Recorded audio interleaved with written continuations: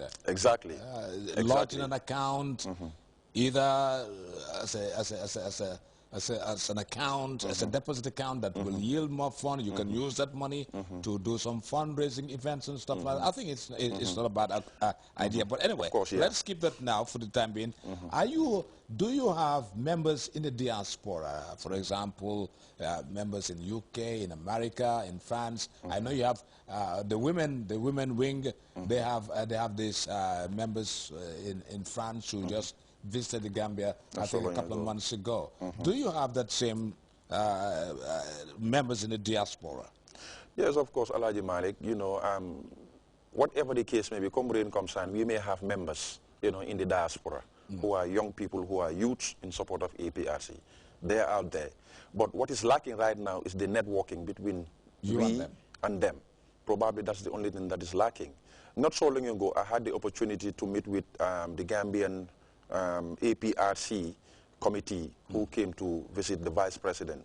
You know, I had the chance to talk to their president, and this was one of the things that I put across to him, that we know that there's a large Gambian community, you know, in Spain, probably, you know, who are in support of President Jammeh, you know. But what I told him is that probably you elders know exactly what President Jammeh is doing, and your support, you know, is there. We know about it.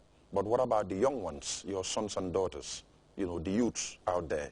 We need also to have a connection with them so that they also will know that, you know, the Gambia is moving, and they need to, you know, connect themselves, you know, with home.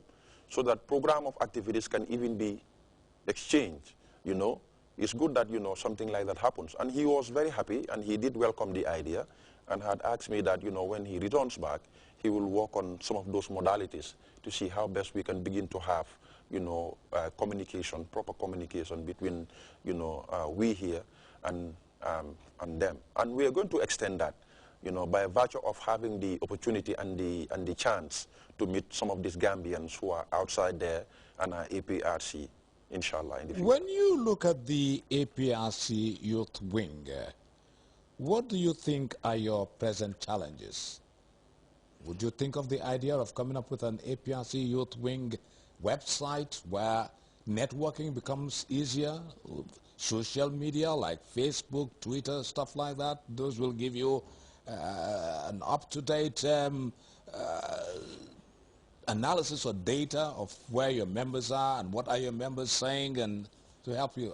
Are these some of the challenges that you're thinking of and hoping that you'll be able to overcome them? Yes, Alaji Malik. You know, we're working on that because, like I said, you know, when I came into office, like I said, you know, I alone cannot do it.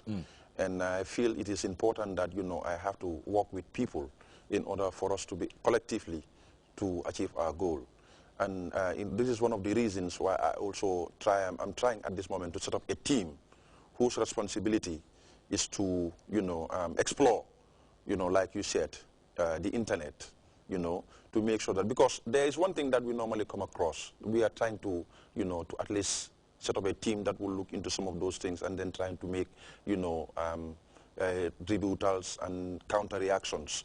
That is, we all know that we have Gambians in the diaspora, you know, who keeps on castigating, you know, the leadership of this country and the government, you know. So these were some of the things. At one point, you know, I had the chance to call some of my colleagues and said, I think it is important that we begin to respond to some of these things that are happening, you know, so that, and then continue to promote the democratic ideals of His Excellency the President, so that, you know, genuine people outside there will also know that, you know, what those guys are alleging and what is actually happening in the Gambia are two different things, because we cannot continue to keep quiet.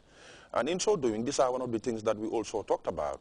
You know, we are working on trying to establish, even at our own level, a newsletter, probably, that will be, you know, showcasing, you know, what the youths, especially the APRC Youth Wing, are doing, you know, so that our fellow youths, or not even the young people, will have the opportunity also to be reading some of these things. And as you rightly put it, you know, we are definitely on track. We're talking on those levels to see how best, you know, we can create networking through the available, you know, internet space. This is the interview, and my guest is Perminte. He is the National Youth Mobilizer of the APRC party here in the Gambia. He's headquartered at Canifing South. Per, last year, you mobilized around 10,000 youths to go and help in President Jammeh's farms. How successful was that? Wow, it was a successful story. You know, it was a successful story because here in the Gambia there is one thing that is happening in which if you go to other countries, it's difficult for you to find that same thing happening there. You know, every youth man that you touch in this country and tells him about President Jammeh, the response is always positive, knowing fully well how he stands for the interests of the young people of this country. I always say one thing, that President Jammeh does not use his youthful population as a tool to gain political, you know... emancipation. Exactly.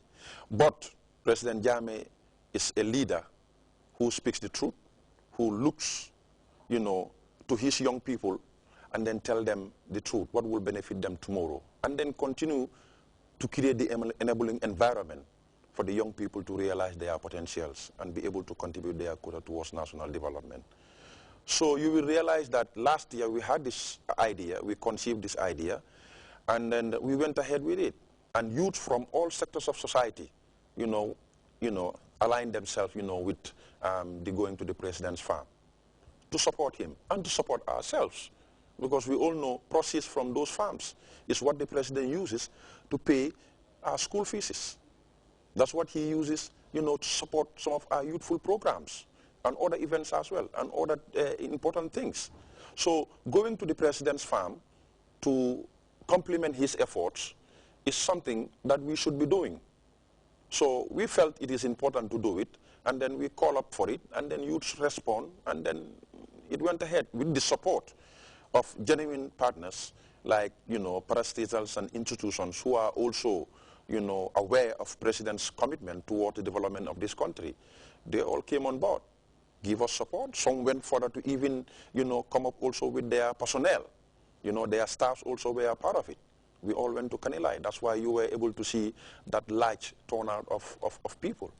It's not easy to take 10,000 people to Kanilai. You have logistical problems. Sometimes they are nightmarish. Very, very colossal problems. Exactly. Like you'll have to think about lodging, feeding, transportation. How did it all fit in the puzzle of taking those 10,000 people to Kanilai? Well, actually, there's nothing in this world that is insurmountable. When you have dedicated and committed people who are willing and ready to die for the task. Because what happened, like I said, there were committees that were put in place, and each of these committees, you know, make sure that, you know, their responsibilities that were assigned to them, you know, were executed to the fullest. You know, the commitment was there. Then again, like I said, because of the love and the admiration that the young people have, you know, for His Excellency the President, was the driving force. You know, everybody knows that lodging 10,000 people is never an easy thing. Some didn't even mind to go, you know, to bed, to even sleep. You know, probably what was good for them was to, you know, loiter around and then, you know, have a word with one or two and things like that. Because, I mean, everybody was upbeat. People were happy that, you know, they were in Kanilai. Some for them, that was even the first time that they went to Kanilai. So for them, it is better for them to go around to see what is happening in Kanilai and what the president is doing out there, rather than, you know, going to bed to sleep. You know, feeding also was there. We had one or two challenges, but at the end of the day, like I said, people do understood that it's never going to be that easy. That probably the big bowl that you will be having at your home when you are at home, you know, will be different, you know, when you go to Kanilai, because you have to share with other people. So eventually, if you are able to have, you know, 4 or 5, you know, spoonful, probably that will be okay for you. So you will realize that the solidarity was there, because the most important thing was for us to go and then support the president. Let the whole world see us, you know, complimenting the efforts of the president. Did I hear that this time around you're going back to Kanilai and you plan 20,000? Exactly so. This time around, that's exactly what we're planning.